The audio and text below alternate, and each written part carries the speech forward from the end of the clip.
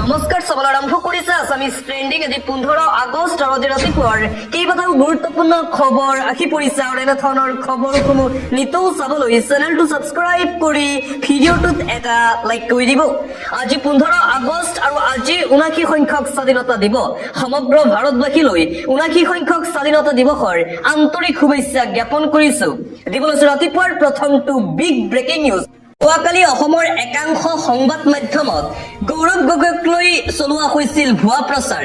Pakistan think টেংকৰ অভিনাৰত বক্তা হ'ল গৌৰৱ গগৈ। 5 আগষ্টত পাকিস্তানৰ অভিনাৰৰ অতিথি বক্তা হৈছিল গৌৰৱ গগৈ। অভিনাৰৰ বিষয় ইছলামিক ইতিহাস আৰু বিশ্ব সভ্যতালৈ ইয়াৰ অৱদান। এইদৰে গৌৰৱ গগৈক লৈ অসমৰ একাংশ সংবাদ মাধ্যমে চলাইছিল অপপ্ৰচাৰ আৰু ইয়াৰ পিছতেই অসমৰ একাংশ সংবাদ মাধ্যমৰ বিৰুদ্ধে সৰব হৈ পৰিছে গৌৰৱ গগৈ। সামাজিক মাধ্যম যোগে গৌৰৱ গগৈৰ মন্তব্য এয়াই সম্পূৰ্ণভাৱে শান্ত আৰু অপপ্ৰচাৰৰ উদ্দেশ্যৰে কৰা এক বাতৰি। মই স্পষ্টভাৱে উক্ত খবৰ প্ৰচাৰ আৰু ভ্ৰান্ত কাৰ্যসূচীৰ সৈতে প্ৰচাৰিত ছবি উভয়কে ভ্ৰান্ত ভিত্তিহীন বুলি অস্বীকাৰ কৰো।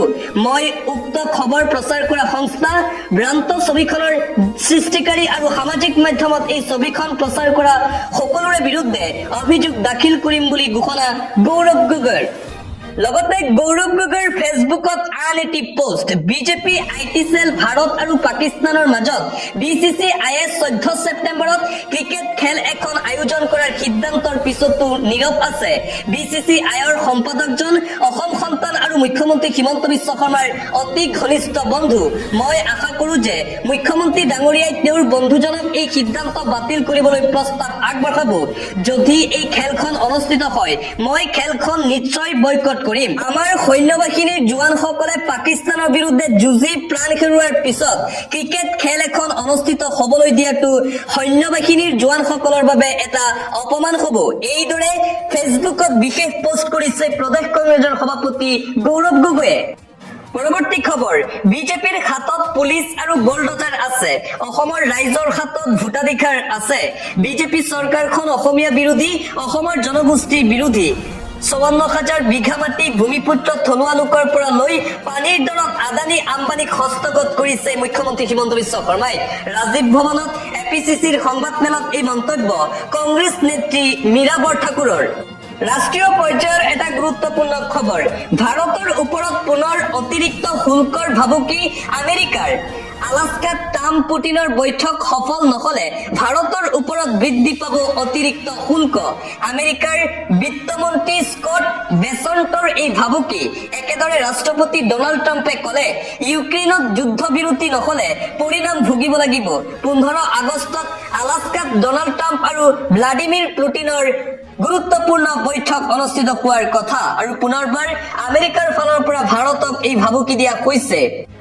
আন এটা অতিকৈ গুৰুত্বপূৰ্ণ খবৰ এই মুহূৰ্তত আহি পৰিছে।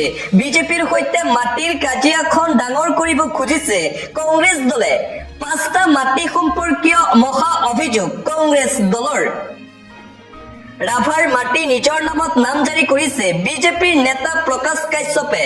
ছয়গাঁৱৰ 2100 জনগোষ্ঠীয় পৰিয়ালৰ 8,500 বিঘা মাটি আদানীক দিয়াৰ প্ৰস্তুতি। পাৰ্বত্য জিলাৰ 1000 বিঘা মাটি দিব খুজিছে আদানী আম্বানীক। জনজাতীয় বেল্ট ধ্বংস কৰি আদানী আম্বানীক দিব খুজিছে কাৰ্বি আংলঙৰ মাটি।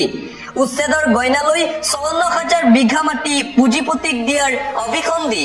বিজেপিৰ সৈতে মাটিৰ কাজিয়াখন ডাঙৰ কৰিব খুজিছে কংগ্ৰেছে আৰু কংগ্ৰেছ দলে পুনৰবাৰ বিজেপিৰ বিৰুদ্ধে এইকেইটা অভিযোগ উত্থাপন কৰিছে। পৰৱৰ্তী খবৰ আধাৰ কাৰ্ডকে পৰিচয় পত্ৰ হিচাপে গ্ৰহণ কৰা উচিত। নিৰ্বাচন আয়োগক লৈ কঠোৰ হৈ পৰিছে সৰ্বোচ্চ ন্যায়ালয়।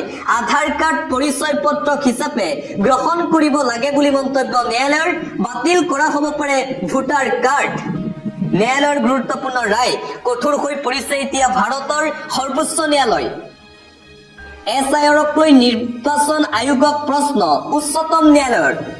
আধাৰ কাৰ্ড আইনীভাৱে স্বীকৃতিপ্ৰাপ্ত নথি। ভোটাৰ তালিকাৰ পৰা বাতিল হ'ব পাৰে বহু লোকৰ নাম। সৰ্বোচ্চ ন্যায়ালয়ৰ ন্যায়াধীশ বাক্সিয়ে নিৰ্বাচন আয়োগক ভোটাৰ কাৰ্ডক লৈ কৰিলে কেতবোৰ প্ৰশ্ন। নতুন তালিকা প্ৰস্তুত কৰাৰ পাছত সলনি কৰা হ'ব পুৰণি ভোটাৰ তালিকা।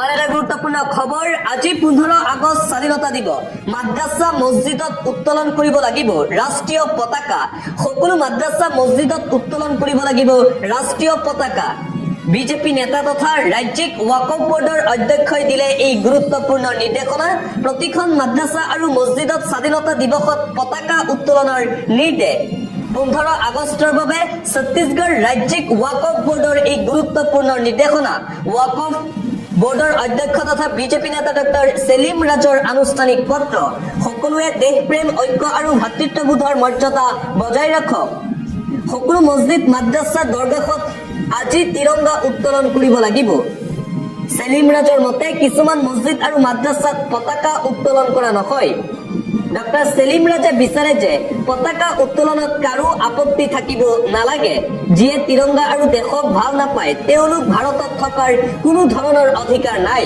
কোনোবাই যদি নাকচ কৰে তেন্তে তেওঁ ভাৰতক ভাল নাপায় গতিকে তেনেলোক ভাৰতত থকাৰ কোনো যুক্তি নাই আন এটা গুৰুত্বপূৰ্ণ খবৰ এটা ব্ৰেকিং নিউজ অসমত গৰু চুৰ ভাৰতত ভোট চুৰ ধৰা পৰিছে ইভিএমৰ ব্যাপক খেলিমেলি নিৰ্বাচন আয়োগ আৰু বিজেপিৰ বিৰুদ্ধে এতিয়া বিৰোধীয়ে কৰিছে তীব্ৰ প্ৰতিবাদ গুৱাহাটী মহানগৰীত যোৱা নিশা কংগ্ৰেছ দলৰ নেতৃত্বত তীব্ৰ প্ৰতিবাদী কাৰ্যসূচী দেখিবলৈ পোৱা গ'ল বিজেপিৰ গৰু চুৰ ভোট চুৰৰ বিৰুদ্ধে এই প্ৰতিবাদ আৰু আনফালে গৰু চুৰ ভোট চুৰৰ পিছত ইভিএমৰ বিসংগতি ফাদিল হৈছে ধৰা পৰিছে ইভিএমৰ ব্যাপক খেলিমেলি পোখৰলৈ ৰাখিছে ইভিএমৰ বিসংগতিৰ কথা ন্যায়ালয়ৰ নিৰ্দেশনাৰ পিছতেই সেই ইভিএমৰ বিসংগতিৰ কথা প্ৰমাণ হৈছে হাৰিয়ানা পঞ্চায়ত নিৰ্বাচনত উন্মোচিত হৈছে ইভিএমৰ বিসংগতি কংগ্ৰেছৰ যুৱৰাজ ৰাহুল গান্ধীয়ে বাৰে বাৰে ইভিএমক লৈ সন্দেহ কৰি ৰাখিছিল আৰু কংগ্ৰেছৰ যুৱৰাজ তথা বিৰোধী দলপতি ৰাহুল গান্ধীৰ সেই সন্দেহবোৰ যেন এতিয়া প্ৰমাণ হৈছে সত্য কিয়নো ইভিএমত এইবাৰ বিসংগতি ধৰা পৰাৰ পিছতে বিৰোধীও সৰব হৈ পৰিছে বিজেপিয়ে গৰু চুৰ কৰিছে অসমত বিজেপিয়ে ভোট চুৰ কৰিছে কেইবাটাও ৰাজ্যত মুঠতে বিজেপি আৰু নিৰ্বাচন আয়োগৰ বিৰুদ্ধে ভাৰতৰ প্ৰতিটো প্ৰান্তত এতিয়া কংগ্ৰেছৰ প্ৰতিবাদী কাৰ্যসূচী